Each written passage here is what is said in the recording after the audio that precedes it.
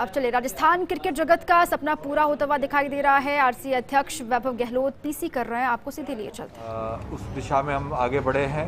आप सबको जानकारी है कि आज सुबह 11 बजे हमने जेडीसी कमिश्नर साहब के कार्यालय में जाके जो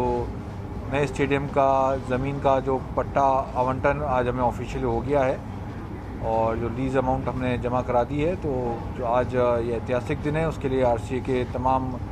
पदाधिकारियों को भी मैं बधाई देता हूँ। आप सब मीडियाकर्मी भी वहाँ पे काफ़ी कवर करने के लिए आप लोग आए थे, यहाँ भी आप आए हैं, आप सबको भी बहुत बहुत धन्यवाद। एग्जीक्यूटिव में आगे किस तरीके से हम बारिश का जो अभी सीज़न चालू हो जाएगा उसमें अगस्त मिड या सितंबर फर्स्ट वीक तक हम लोग डोमेस्टिक सीज़न चालू करने की हमारा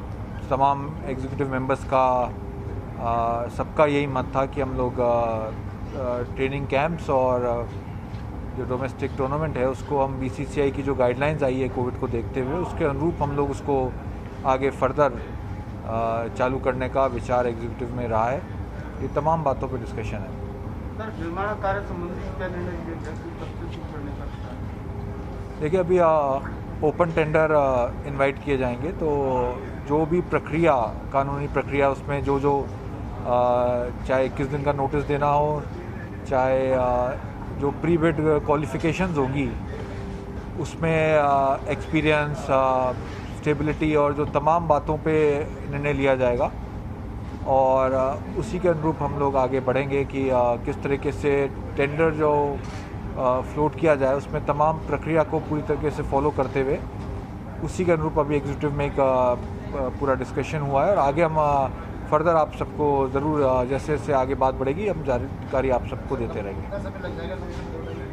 सॉरी, क्या? 2-2.5 महीने कितना समय लग जाएगा इस कार्रवाई में? हम भूमि पूजन का हमने कार्यक्रम के बारे में सोचा है, जिसके बारे में हम मानते हैं कि लगभग 2.5 से पौने 3 महीने का समय लगेगा भूमि पूजन में।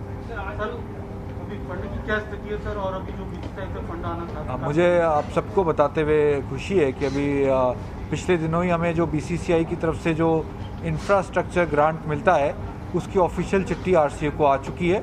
100 करोड़ रुपए की। वो हमें इंफ्रास्ट्रक्चर जो ग्रांट एसोसिएशन को मिलना है उसका ऑफिशियल हमको चिट्ठी बीसीसीआई की तरफ से आ गई है। ये भी मैं आपके साथ सभी के साथ जानकारी शेयर करना चाहता हूँ और फर्दर हम विभिन्न बैंकों से हमारी बातचीत अगले 100 करोड़ के लिए भी 100 करोड़ का जो हमारा टारगेट है बैंक से लोन लेने का, उसके लिए भी हम प्रक्रिया में हमारी टीम जो है, संधू साहब यहाँ बैठे हुए हैं, वो सारी बातचीत डिफरेंट बैंकों से हमारा बातचीत आगे चल रही है कि हम जो लोन हम लेना चाह रहे हैं उसके लिए भी हमारी बातचीत आगे चल रही है। 100 करोड़ के अलावा जी, ये बीसीसीआई का जो इंफ्रास्ट्रक्चर ग्रांट है इसके अलावा 100 करोड़ जो बैंक से हमारे को आना है, तो ये किटी 200 करोड़ पे पहुंचती है। इसके अलावा लगभग हमने 80-90 करोड़ का एक टारगेट रखा है जिसमें हम कॉर्पोरेट हाउसेज से जो कॉर्पोरेट बॉक्सेस है स्टेडियम के अंदर वो और जो पवेलियन और कॉर्पोरेट बॉक्सेस, पवेलियन और दूसरी जो फैसिलिटीज़ हैं उसमें जो कॉर्पोरेट हाउसेज आगे आना चाहते हैं तो उनसे हम और साथ में इसमें इसी किटी के अंदर आरसीए की तरफ से जो पैसा लगाया जाएगा, ये लगभग 90 करोड़ का एक अलग तरह का किटी है जिस पे हम टारगेट अलग तरीके से कर रहे हैं। टोटल कॉस्ट कितनी आ रही है? मतलब आपको फर्स्ट शायद पहले से बढ़ भी गई होगी? नहीं, डेफिनेटली नहीं, डेफिनेटली जो फर्स्ट फेज़ का जो हमारा टारगेट है 40,000 सिटिंग कैपेसिटी का फर्स्ट फेज़ में कंप्लीट करने का, उसका हम 300 से 350 करोड़ का बजट मानते हैं हम अभी। जी, टाइम बाउंड क्या रहेगा सर? टाइम बाउंड हम इसको 2.5 से पौने 3 साल का हम भूमि पूजन के बाद। ये सर, ये जो पॉजिटिव डेवलपमेंट होगा भविष्य में, इससे राजस्थान क्रिकेट की और हमारे प्लेयर्स की कितनी दशा और जो दिशा है वो सुधरेगी? देखिए, आप ये सब आप लोग अच्छे से जानते हैं किस तरीके से लंबे समय से मांग रही है कि आने वाले समय में, जैसे खुद तमाम खेल प्रेमी भी जानते हैं इस बात को कि आने वाले समय में जयपुर में जिस तरीके से एक्सपेंशन हो रहा है इस सिटी का, जयपुर की नज़दीकी गुड़गांव से है, जयपुर की नज़दीकी देश की राजधानी दिल्ली से है, यहाँ पे क्रिकेट का और यहाँ पे मैचेस का आने वाले समय में हम सब के अनुरूप बहुत बड़ा स्कोप है, उसी को देखते हुए नए स्टेडियम की सपना सोचा गया हमारे मुख्य संरक्षक जी के द्वारा, माननीय मुख्यमंत्री जी के सहयोग से, जिसको आज हम पहले कदम की तरफ आगे बढ़े हैं। क्या चीज़ें इसमें सम्मिलित होंगी बाय द टाइम जैसे जैसे समय बीतेगा, उसमें कई चीज़ें एडिशंस भी सोच विचार कर रहे हैं, आर्किटेक्ट फर्म से भी बातचीत होगी, उसके अनुरूप ही एक नया इंटरनेशनल क्रिकेट स्टेडियम जिसमें आने वाले सालों में जिसकी एक बहुत बड़ी आवश्यकता होगी, उसको देखते हुए हम लोगों ने ये सोच रखी। सर कोई स्पेशलाइज्ड एकेडमीज वगैरह बनाने का भी कोई fast bowling academy, spin academy? इसमें एक तो 2 प्रैक्टिस ग्राउंड होंगे जो विशेष तौर पे मैं फोकस करना चाहता हूँ। प्रैक्टिस ग्राउंड कई स्टेडियम में अभी ग्राउंड्स नहीं है प्रैक्टिस, मगर और साथ में एक क्रिकेट एकेडमी भी इसमें प्रपोज है। क्लब हाउस हैं, जिम्नेजियम्स हैं, ये जो भी रहने की फैसिलिटीज़ हैं क्लब हाउस के अलावा इसमें होटल है, ये सारी तमाम चीज़ों पे हम लोगों ने विचार कर रखा है और उसी के अनुरूप हमने आर्किटेक्ट फर्म को भी कह रखा है कि आप उसी के अनुरूप इसकी डिज़ाइन और कंसेप्ट तैयार करें। राजस्थान के जो क्रिकेटर राजस्थान के लिए खेलते हैं या देश के लिए खेलते हैं, उस क्लब हाउस में क्या उन क्रिकेटर्स को मेंबरशिप वगैरह देने का प्लान है? हाँ बिल्कुल, ऐसा जब क्लब हाउस बन जाएगा उसके जो डॉक्यूमेंट तैयार होंगे उसमें निश्चित तौर पे जो राजस्थान के क्रिकेटर्स हैं जो दूसरे भी गेम्स के हैं उनको कुछ हम लोग